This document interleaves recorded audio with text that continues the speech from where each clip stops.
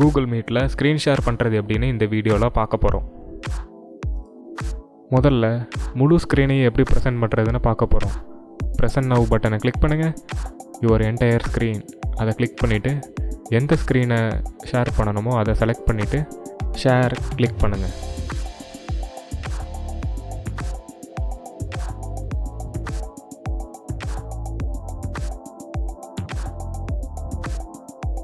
ரெண்டாவது, ஒரே ஒரு விண்டோ மட்டும் எப்படி ப்ரெசென்ட் பண்ணுறதுன்னு பார்க்க போகிறோம்.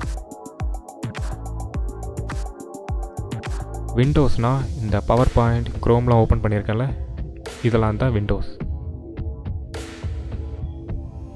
ப்ரெசென்ட் நவ் கொடுத்துட்டு விண்டோ அதை கிளிக் பண்ணிவிட்டு நான் இதில் பவர் பாயிண்ட்டை செலக்ட் பண்ணி அதை ப்ரெசென்ட் பண்ண போகிறேன்.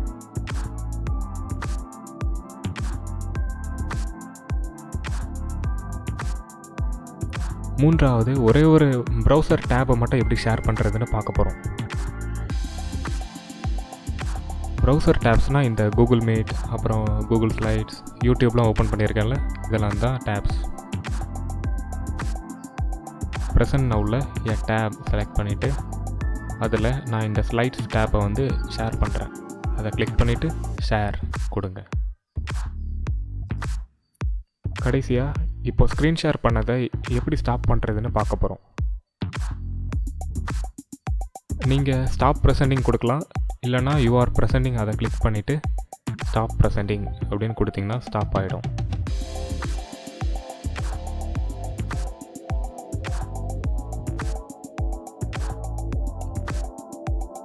தேங்க்யூ.